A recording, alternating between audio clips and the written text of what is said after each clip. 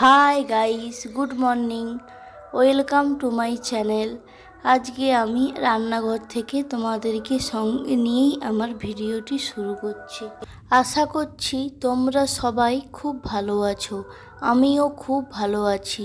তোমাদেরকে সঙ্গে নিয়েই রান্নাঘর থেকে আমার ভিডিওটি শুরু করছি। মাছগুলোকে আমি ভালো করে ভেজে নিচ্ছি। আর গরমের যে ভ্যাপসানি ছিল, এই বৃষ্টি নামার ফলে গরমটা অনেকটাই কমেছে। গাছপালা, মানুষ সবাইয়ের যেন একটু স্বস্তি এসেছে। যা গরম ভ্যাপসা, যেন একেবারে জীবন মরণ অবস্থা হয়ে গেছিল। আজকে ওই সবজি বানাবো, ঢ্যাঁড়সের তরকারি আর মাছের ঝাল করব। সেটার জন্যই আমি মশলাতে পেঁয়াজ, আদা, রসুন, লঙ্কা এইগুলোই কেটে নিচ্ছি, তোমাদের সঙ্গে শেয়ার করছি।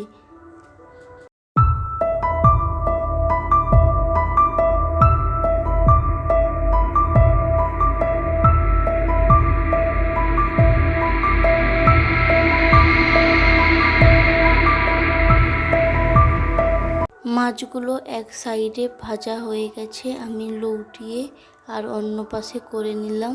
আর এক পাশে মিক্সিতে দেখো টমেটো, রসুন এইগুলো ছাড়িয়ে দিয়ে দিয়েছি, কুচিয়ে কুচিয়ে পেঁয়াজটা ছাল ছাড়িয়ে বড় বড় টুকরো করে মিক্সিতে দিয়ে নেব।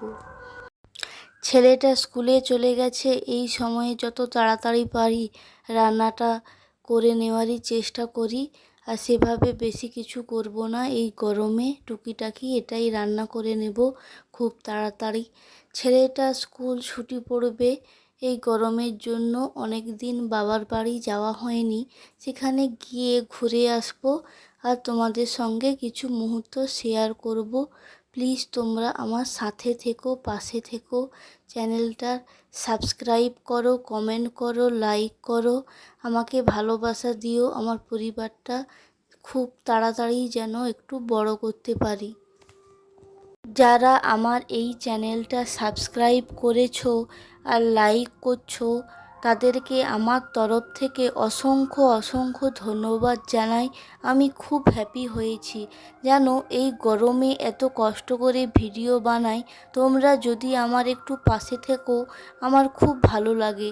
একটু সাপোর্ট পেলেই যেন মনে হয় আবার একটা কিছু ভিডিও করি বা ভিডিও দিই। নাহলে এই গরমে ভয়েস দেওয়া যা কষ্টের ব্যাপার। গরমে ফ্যান বন্ধ করে একটা রুমের মধ্যে সব দরজা জানালা লাগিয়ে দিয়ে নিঃশব্দে আমাকে ভয়েসটা দিতে হয়। এই গরমে ওই রকম থাকা খুব কষ্টকর। তোমরা যদি একটু পাশে থেকো তাহলে আমার খুব ভালো লাগবে আর আমি একটু মোটিভেশন পাবো। বন্ধুরা, এই দেখো তোমাদের সঙ্গে কথা বলতে বলতে আমার মাছগুলো ভাজা হয়ে গেছে। এবার সবজিগুলোকে আমি ভালো করে ভেজে নেব। আর এই ঢ্যাঁড়স ভাজার জন্য প্রথমে তো একদম লবণ দেওয়া যাবে না, একটু অল্প তেল দিয়ে ভালো করে একটু দমটা দিয়ে ভালো করে একটু বেশি তাপে ভেজে নিতে হয়। তারপরে শেষের দিকে লবণ দিতে হয়, লবণটা দিয়ে তারপর একটু নেড়ে নামিয়ে নিতে হয়। দেখো আমার ঢ্যাঁড়সটাও ভাজা হয়ে গেছে। তারপর আমি মশলা তুলব, তেল দিয়ে দিয়েছি। তেলটা গরম হয়ে গেলে একটু চিনি দিয়ে বা পেঁয়াজ দিয়ে তুলে নেব। দেখো কিছুটা পেঁয়াজ কুচিয়ে রেখে দিয়েছিলাম, সেটা ভালো করে ভেজে নেব। তারপর বাটা মশলাগুলোকে দিয়ে ভালো করে আমি কষতে থাকবো।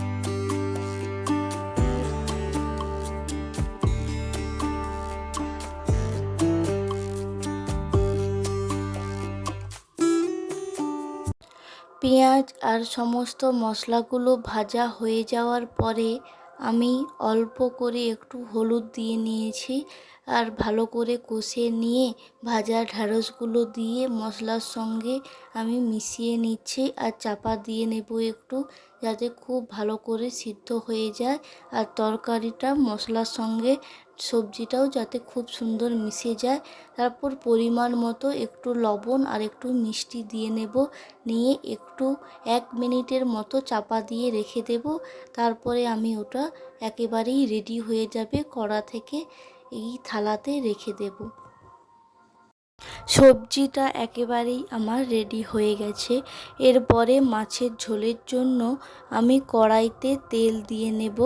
তেল দিয়ে গরম হয়ে গেলে তারপর পেঁয়াজ দিয়ে আর ওই মশলা যেমন পেঁয়াজ, আদা, রসুন, টমেটো একসঙ্গে মিক্সিতে বেটে রাখছিলাম ওইগুলো দিয়ে ভালো করে কষিয়ে নেব আর অল্প একটু হলুদ আর লঙ্কার গুঁড়ো দিয়ে নেব। একটা কথা আছে জানো তো, সময় চলিয়া যায় সমুদ্রের স্রোতেরও প্রায়। কখন যে চ্যানেলটা আমি করলাম, কোথা দিয়ে দেখতে দেখতে 2 মাস 2.5 মাস হয়ে গেল।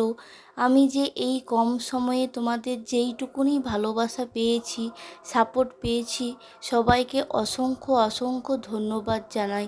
দেখো, দেখতে দেখতে আবার 1 বছর হয়ে যাবে, তখন আমার পরিবারটা আশা রাখছি আরও অনেক বড় হয়ে যাবে। সবাইকে আমার পাশে থাকার জন্য অসংখ্য ধন্যবাদ।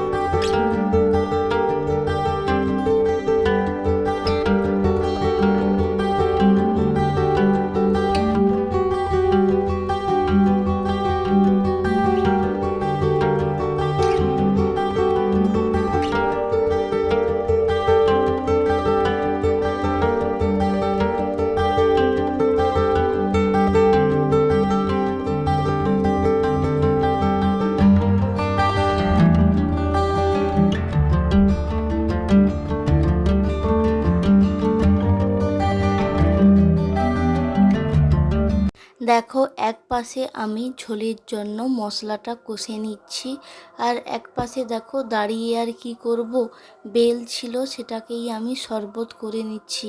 এই গরমে এই বেল বা দই এইগুলো খেলেই দেখবে এই সিজনের সময় এইগুলো খেয়ে খুব শরীরটা ভালোও হবে আর ঠান্ডা শরীর করবে। তাই আমি দেখো দইটা ছিল আর একটুখানি একটা বেল ছিল, সেটাকেই ফাটিয়ে সমস্ত আঁতিটা বের করে নিচ্ছি। দই দিয়ে একটু বিট লবণ, পরিমাণ মতো মিষ্টি দিয়ে ভালো করে আমি বেলের শরবতটা করে নেব। আর অনেকগুলো আমি বেলের শরবত করেছি, এই বেলটা কিন্তু খুবই ভালো, সেভাবে একটা বিচাও নেই আর আঁতি যে অনেক থাকে খুব বিচা বড় করে সেভাবে কিন্তু কিছুই নেই। অন্য বেলগুলোর তুলনায় এইটা বেশ খুব ভালো।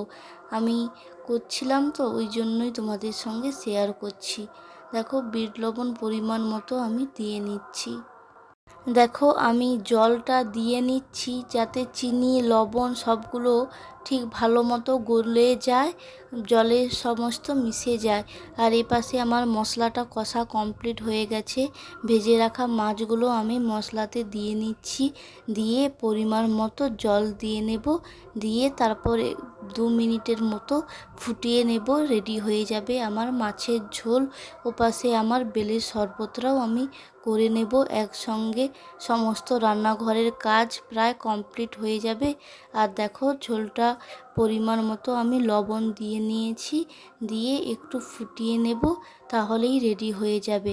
যারা এই এতক্ষণ পর্যন্ত আমার বকবকানি শুনেছো ধৈর্য ধরে শেষ পর্যন্ত দেখছো, তাদেরকে জানাই আবারও অসংখ্য অসংখ্য ধন্যবাদ আমার পাশে থাকার জন্য আর আমার এই বকবকানি এতক্ষণ শোনার জন্য। চিনি আর লবণটা ভালোভাবে গলে গিয়েছে, তাই আমি সেটা ভালো করেই শরবতটা রেডি করে নিচ্ছি। আর এপাশে ঝোলটাও রেডি হয়ে গেছে আমার। সবাই সুস্থ থেকো, ভালো থেকো আর সবাই বেশি করে জল খাও। বাড়িতে থেকো এই কামনাই করি, সবাইয়ের ভালো চাই। এই দেখো আমার একেবারেই রেডি। By, C you.